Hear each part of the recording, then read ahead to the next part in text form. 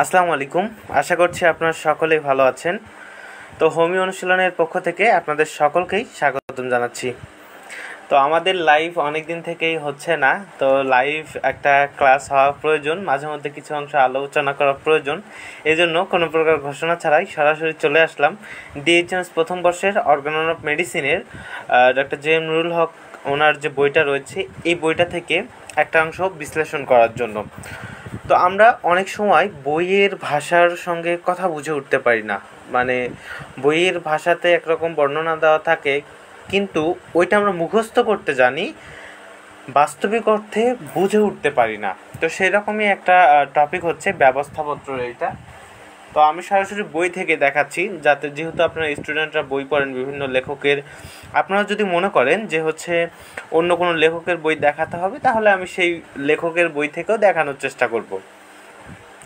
আচ্ছা, আমাকে যারা দেখছেন তো আপনারা একটু কমেন্ট করে জানিয়ে দিন যে আমাকে ঠিকঠাকভাবে দেখা যাচ্ছে কি, আমাকে নয়, এই যে বইটা ঠিকঠাকভাবে দেখা যাচ্ছে কি না, আর কথাগুলো ক্লিয়ার হচ্ছে কি না।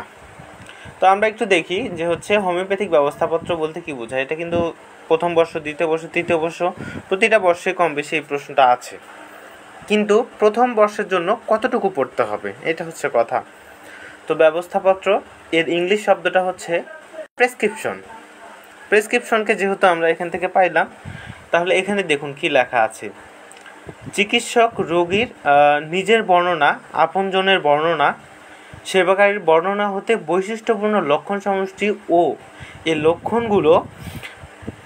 লক্ষণগুলো কারণের গুরুত্ব অনুসারে এবং চিকিৎসকের স্বয়ং রোগীর স্বাস্থ্য পর্যবেক্ষণ ও পরীক্ষা করে রোগের বিষয়ে অবগত হয়ে রোগীর আরোগ্য উপযোগী মনে করে রোগী লিপি অনুযায়ী যে সদস্যতম ওষুধ নির্বাচন করে সেবন করার জন্য লিখিত নির্দেশ প্রদান করেন, তাকেই হোমিওপ্যাথিক ব্যবস্থাপত্র বলা হয়।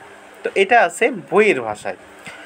তো আমরা এই যে এখানকার এতগুলো শব্দ অনেক সময় মাঝে মধ্যে এলোমেলো লাগতে পারে, এত কিছু মনে রাখার দরকার নাই। খুব সহজভাবে একটা কথা মনে রাখবেন, সেটা হচ্ছে রোগীর বর্ণনা ও চিকিৎসকের পর্যবেক্ষণ থেকে রোগীর রোগ আরোগ্যের জন্য, রোগীর বর্ণনা এবং চিকিৎসকের পর্যবেক্ষণের আলোকে চিকিৎসক রোগীর রোগ আরোগ্যের জন্য যে লিখিত নির্দেশনা প্রদান করে তাকেই হচ্ছে ব্যবস্থাপত্র বলা হয়। সহজ কথা। আবার আমরা এটাও বলতে পারি যে রোগী লিপির আলোকে রোগীর রোগ আরোগ্যের জন্য চিকিৎসক যে লিখিত নির্দেশনা প্রয়োগ করেন বা প্রদান করেন, তাকেই হচ্ছে আমরা ব্যবস্থাপত্র বলতে পারি। এটা খুবই সহজ একটা সংজ্ঞা। কারণ এই যে এখানে অনেক সময় দেখা যায় যে রোগীর নিজের বর্ণনা, রোগী যা বর্ণনা দিবে এটা তো রোগীর বর্ণনা পাইলাম আমরা। আপনজনের বর্ণনা, এটা আমরা চিকিৎসকের পর্যবেক্ষণেরই একটা অংশ। সেবাকারীর বর্ণনা, এটাও একটা পর্যবেক্ষণেরই কিন্তু অংশ।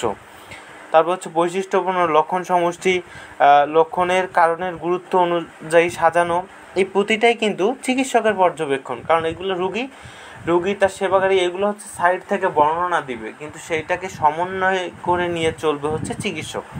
তাহলে আমরা সহজ কথায় বলতে পারি, রোগীর বর্ণনা ও চিকিৎসকের পর্যবেক্ষণ থেকে রোগীর রোগ আরোগ্যের জন্য যে লিখিত নির্দেশনা প্রয়োগ করা হয় তাকেই হোমিওপ্যাথিক ব্যবস্থাপত্র বলা হয়ে থাকে। যেহেতু আমরা হোমিওপ্যাথিক বলবো, সেখানে রোগীলিপি শব্দটা উল্লেখ করব। ব্যবস্থাপত্র কিন্তু অ্যালোপ্যাথিতেও হয়, তো হোমিওপ্যাথিক উল্লেখ করতে গেলে আমাদের রোগীলিপি শব্দটা উল্লেখ করতে হবে। তো হোমিওপ্যাথিক প্রেসক্রিপশনের 4টা অংশ থাকে। একটা হচ্ছে সুপারস্ক্রিপশন, ইনস্ক্রিপশন, সাবস্ক্রিপশন, সিগনেচার। তো সুপারস্ক্রিপশনটা কি? সুপারস্ক্রিপশন হচ্ছে এইখানে সাধারণত রোগীর নাম, বয়স, লিঙ্গ এবং সর্বশেষ RX, এই যে RX, এটা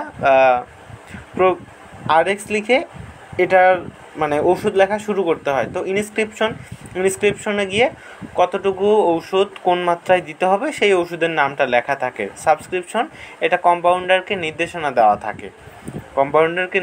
দেওয়া থাকে যে কতটুকু দিবে, কোন ভেষজের সাথে ব্যবহার করবে। সিগনেচার, রোগী ওষুধ কিভাবে খাবে না খাবে সব কিছু এই সিগনেচার অংশটার মধ্যে বিস্তারিত দেওয়া থাকবে। এবং রোগীর জন্য যে পরামর্শ, এতদিন পর দেখা করতে হবে বা পরবর্তীতে যোগাযোগ করবেন, এই সবগুলো কিছুই হচ্ছে এই সিগনেচার নামের অংশটার মধ্যে থাকবে। তো এই লাইভটি শুরু থেকে শেষ পর্যন্ত দেখার জন্য সকলকে অসংখ্য ধন্যবাদ। আর আমাদের হোমিও অনুশীলন স্টোর রয়েছে, যারা বিভিন্ন প্রকার বই সংগ্রহ করতে চান তারা অবশ্যই হোমিও অনুশীলন স্টোরে যোগাযোগ করতে পারেন। ইনশাআল্লাহ আপনারা খুব স্বল্প মূল্যেই সেখান থেকে বই সংগ্রহ করতে পারবেন। তো ভিডিওটি ভালো লাগলে এখানে একটি লাইক এবং কমেন্ট করে ভিডিওটি শেয়ার করে দেওয়ার অনুরোধ রইল। ধন্যবাদ সবাইকে।